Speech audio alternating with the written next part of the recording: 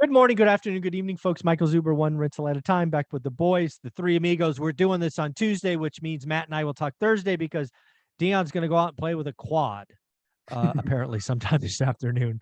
Dion, how you doing? Howdy, doing great. I will be there for the whole week. Oh, for the week, not just a day. We got many attempts at hurting oneself. That's Right. good. Looking forward to the videos I take on top of some dune somewhere. There you go. And Matt, how are you?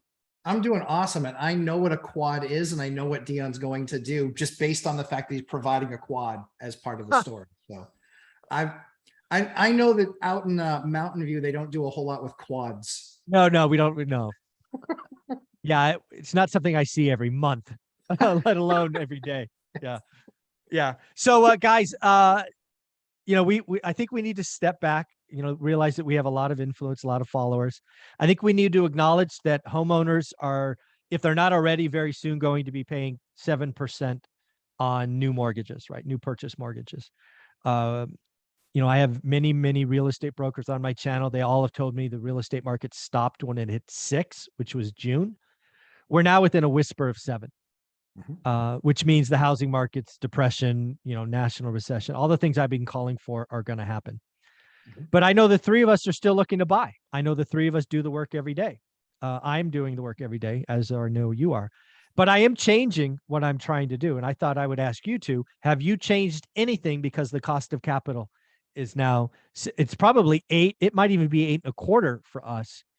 And that I think a couple of my first mortgages were up here, but it's not something I've had to consider in a long time. I've paid as high as 12, just to be clear, some private hard money at 12. So I paid higher. Prices were lower, no question. But guys, we're at, let's call it 8.5. Matt, what are you changing, if anything, in your business? Only great deals. Only great deals. Like it's got to have a lot of meat on that bone, and that's tough in this market. So put some numbers. If cost of capital is 8.5. You used to do I don't want to put, you give me the real numbers. 20. So you used to do 15s. Okay. Now 20s. You're doing 20. And now I want 25. There you go. So again, what's important there for me is, again, we all know we've been admiring your growth the last year. You've been doing pretty consistent deals. What you're doing is what I'm telling everybody to do, right? If you're lucky enough to get in a position to get 2, I want your second deal to be better than the first, right? This is, it's almost like dollar cost averaging, but it really is with investment. So keep doing better and better deals. So only great deals. Anything else? We're looking at also, because we've acquired so much, as part of any of the deals that we acquire, we always have make ready. We haven't spent much of that make ready. And so we have, 6 figures, well into the 6 figures set aside, hundreds of thousands of dollars for make readies. As tenants move out, we are ready to basically go in. So we had 3 move outs this month, and they were all planned. And so basically over this week, a lot of them had, moved out before their lease was completely over, but they were fully paid. And so we're actually using this week to just kind of get through the unit, make it perfect for the next person that's moving in. And, like what Dion found with his units, people that have been there for 5 or 6 years, it's kind of awesome when they move out, because, we're getting one that was 1,900 and now it's 25. I'm going to make an extra $7,200 on that unit this year, and I won't have done anything other than paint. Yeah. And that's going to cost me about $1,000 for what I have to touch up. Deep cleaning, something like that. Yeah. Paint. The other thing I think you're doing, and again, I just want full disclosure. Sure. You have a couple of loans with adjustable rate, 5 years, I think, adjustable rates. Yep. I think what you're doing is you're throwing a little bit more principal at those, because you want to de-risk the refi. Because again, like if those were to reset today, that would hurt, right? They're at 4, they go to 8. That would hurt. So on all of those deals, I have the very first one that that turns or rolls over is April of 2024. Okay. And then I have one in August of 24. And then I want to have one in September of 24. And if you look at the cumulative balance of those 3 deals, it's a total of only $600,000. So it's really debt. Yeah. Debt. So it's, but still 600 at 4, and I'm just using round numbers, going to 8. That's not fun. Nope. But to give you an idea, so even if the market is flat, even if it's down 10%, like I said, I still have about 60% equity. And from a rent perspective, which is what most important, from a cash flow perspective, even if rents are just flat at that point with the expansion that we've had over the last 4 years, I actually have a debt coverage ratio of still about 1.5, 1.6. Yeah, I'm not concerned about you losing the property. I just want to tell the good with Uh-huh. the bad, right? Because again, earlier you gave us an example where rent's going to go up 600. If if interest rates go up 4% on 600 grand in debt, that's a couple of grand. Sure. Yep. And again, it that's is. why Yep. you're getting ahead of it, right? Because if you have 100%. 600K in debt, you chunk it down to 520 and then it resets, you could be pretty much a wash. That's why you're getting ahead of the principal pay down. The only payments that get made on a monthly basis that come out exactly what they are is 30-year fixed rate debt. I have Bingo. no Bingo. interest in paying down my 4.0 or 3.75 or 4.125. I have no interest in paying down that stack. You're not of- accelerating that? No. No, that 24 mortgages, it's basically like, if you see anything a penny more than what the payment is taken out, I want it back, because right. we are. That was there- a I am mistake. not- Yeah, not a penny towards principal. And so that's the other nice thing too, is that we can take a section of the portfolio and we can say, okay, the payment's $3,000 on this unit or on this building. We want to pay down at a $4,000 a clip Yeah, rate. exactly. That's what you do because you know your dates of refi, and it's just a math equation, right? It is. If you assume it goes from 4.25 to 8.25, you know how much principal you have to pay down, so your payment's not. It's very simple math. So. Exactly. And because they're so in the money now, just doesn't matter. It's like, yeah, not even. Eh, there you go. Well, Dion, how about you? You've been shopping for the next fourplex there for a while. You were looking for $1 million unit, if memory serves. I know you're writing offers. I know you're doing seller financing. Dude, rates are 7%. You've got, or 8%, sorry, 8%. You've got to be offering crazy low prices or otherwise it doesn't work, right? So, I've actually been failing at a few things. No. Failing. Taking a couple of months to go to Florida, Oh, figuring out retiring, like taking the steps where I like to buy a property every year. That was my goal. About one in 2021. I wanted to buy one this year. I might not end up doing that. Not because prices or rates or anything. I've also gone through all of my properties at the end of last year and the beginning of this year and did the binder strategy and experienced from 128 to 168. So was that $40,000 increase without buying a property, annual income. And then just did it again this last weekend on 3 tenants again. nice. Ironically, because the well went out.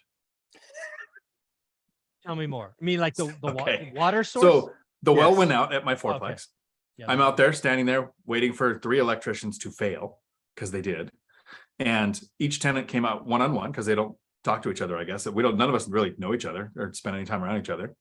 And while I was standing there, I was like, did the binder strategy, got another, it was small, it was a $200 increase from all 3 in a 10-minute conversation. I'm really watching rents. That's what's changing with high interest rates. Rents are skyrocketing. And a lot of people forget what somebody paid for rent last year and what your expenses are don't set rents. Area average rents set rents. So my business, I'm watching rents continue to go up. 2 bedrooms that were between 1,100 and 1,400 2020 are 22 to 2,500 now. And my rents are 18 to 2,000. So I'm far below the area average. I've experienced massive increases from 2 years ago. So I'm calculating that in my hunt for the next property when I finally do stop going and riding quads and stop going and doing stuff. And you are enjoying out life. This is what you work for. You've got to the destination. You've crossed the finish line. You can do whatever the hell you want and you deserve it. So congratulations. well, and that's the thing is some people will say, well, you didn't buy this year. Obviously you can't. I'm like, no, you don't understand my goals. My goals was the most amount of cash flow from the least amount of units. Here's something that did change. Last year, we did a video kind of, maybe it was the beginning of this year. You guys did a portfolio review for me. Like I tricked you guys with the whole year of YouTube to get you to do that. And one of the options was to, instead of buying another property, pay off one of the mortgages. And last year when interest rates were 3% and my mortgage was 4 or 4.4 on my biggest one, it made sense. Okay, sure. But it didn't make sense because I didn't do it, but it was an option. That is not an option now. Like I would never do that. Every penny that I could pay towards a mortgage would be saved to make a bigger down payment on the next Right. property to That's right. avoid the larger interest rate. Mhm. I've considered buying cash, which is not something I've ever thought of in the past. Again, because I'm not trying to recycle capital and grow with a whole bunch of units. I'm at the point where 16 might be too many. I might sell one. I don't know. But need if I that buy half- another you need one, that it would be half with a hour larger back? down payment. It would You be. need that half hour back. You need that half hour back, managing. Yeah, I the can't property. handle that. This standing out there for the well, 3 electricians came, tested everything. My handyman and then my well service is a business next door, and their handyman came with their electrician, couldn't fix it. One of my tenants came out, this grizzly old Marine, like that's the only thing we relate on. We talk about that. He's like, I used to work on wells in like the 50s.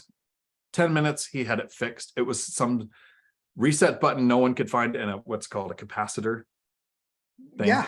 And I was like, all right, all 3 of you guys are fired. And then the business paid my tenant. It was really cool. Oh, there you go. That's There you go. awesome. That's awesome. So, one of the things that I don't know if I pride myself in, but I certainly have a lot of fun with, is trying to understand where the pain in the housing market is. And then I try to fish where pain is. That's what I always trying to do. I want to fish where there's no other fishermen. I want to fish where the most fish are. I want to fish where people aren't looking. That is what Michael Zuber does. And that's why Michael Zuber stays in one market, because I don't have that. I have that intellectual knowledge over 20 years there. Right. So this is what I'm doing in Fresno. It may or may not work in anyone else's market. So Fresno, California, if you don't know it, it's not a high income area, right? I live in the Silicon Valley, the land of 6 figures. That's not Fresno. Fresno's median home price, let's say, is 450 grand. There are some very nice new areas in Fresno, usually called North Fresno. There's a zip code 93730, where the average home is probably 750 and above, with many of them being $1 million. It's a part of town. I have never looked for a rental property. Why would I? They wouldn't cash. Like when you play Monopoly, Boardwalk and Park Place aren't the most efficient rentals. They just aren't. Nope. I'm going to try to buy Park Place and Boardwalk and make it the most efficient rental. Why? Because it's fun for me. So this is what I'm trying to do. Like I did this research with PropStream over the weekend. I put in that zip code. I said, how many homes are owned free and clear? I think it was 1,826. And then I said, how many of those are on the market? I don't know, 36 or 37. Some of those are townhouses, so I took those out. It's like 21 or 22 are left. So what I'm trying to do is and actually I did a live stream this morning on my channel at 7 telling Fresno agents, I want to buy a luxury home as a rental. I'll pay market price. Hear me. I will pay market price, or like if it's worth $1 million, I might pay $975. I'm not trying to pay 800 or 600. Let's just assume I pay $1 million. I will bring 10% cash to the table. So agents get paid. I'm not trying to screw anybody. But now the fun begins. We need to talk about that other 900 grand. We need to figure out the rent, and we need to put together a debt structure, seller financing, where I can hold this property for 15 to 20 years minimum and cash flow every month. So at the end of this statement, there may be a balloon payment. We're just going to make up some numbers. $1 million, 100K down, 900K loan. I'll pay $1,500 on the mortgage. At the end of 20 years, I owe 600 grand. I'm just clearly making this up. There'll be a 600K balloon due in 20 years. What have I just done? Well, I just bought $1 million property. My down payment's only 10%. I'm guaranteeing cash flow year 1. I get bonus depreciation and cost segregation on $1 million full boat this year, which will be about 300 grand. That doesn't suck. And I get cash flow, and I've got 20 years. Do I think Fresno is going to be worth more in 20 years than it is today? Yes, I feel pretty good about this. So again, I'm not trying to buy cheap. I will pay list or very close. I will bring real money to the table. I'm not going to say, hey, give me the keys for nothing. And I will pay agents. If you want to double end it, bring me the deal. All I have to do is get my terms. Your price, my terms. I am trying to buy Park Place and Boardwalk because it is intellectually stimulating and fun. And if this works once, I might 1031 out of 10 first-time homebuyer homes into 10 luxury rentals. What do you guys think about that crazy strategy? That's nuts. I think It's one of those cases where try not to compare year 10 to year 1. Yeah, no, exactly. This is not for 99.9%. This is Mike Zuber having fun because he's bored. Right. That's the thing, is when you get to a certain point and your goals are different, like you have different strategies. The best thing about financial freedom is it opens up options. Yes. I've never considered buying Park Place or Boardwalk, but if I'm going to, this would be the time. Supply is increasing, rates, because again, I've already looked, right? So Fresno actually had decent volume of $1 million homes this year at 3% mortgage. They're now 7%. They've gone from 3,800 payments to $9,000. There's not a lot of people with a stroke at $9,000. Right. Would you But if I do, can- would you do like we did on my deal where you would do a lease back to the homeowner? I would do anything that guarantees me cash flow day one. Right. That gives me, so so how am I controlling my risk? Mhm. Normally when I do seller financing, I ask for 10, but will accept 5. Right. On this $1 million Boardwalk or Park Place, I will not take less than 15 and I will push for 20 or 30. Right. That's the wrinkle that's different in all of this because I need 'Cause you're- time. Time. Yep. Time. Yep. Yep. Yeah. So, Dion, any questions on that? Anything I've missed? Is it confusing? No, it's one of those things, I think, where the size of your portfolio, you could handle the balloon payment when it comes. You have years to plan for it. If you put the 100,000 at risk, you're not really going to feel it. No. Right. And you understand the business. Yeah. Yeah.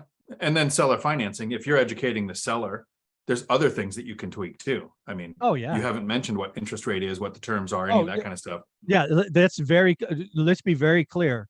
I'm going to make sure it cash flows day one. It is going to be a great deal for Mike Zuber day one.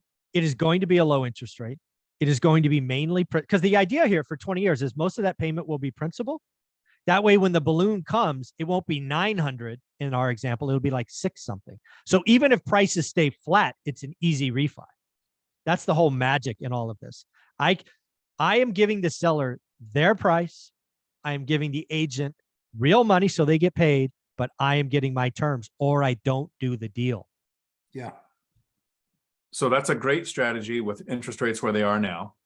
Here's a really bad strategy that we're going to start to see more of. Yep. And it actually sounds justifiable. Adjustable rate mortgages. I have You know what? That is video. You know what, folks? That is going to be video number 3. Our thoughts on ARMs, why it is a bad strategy and why it's going to increase. It has already gone for 2% of origination to 15. So a lot of you are stepping up to ARMs. But before we get to video 3, Lumberjack, where can people find you?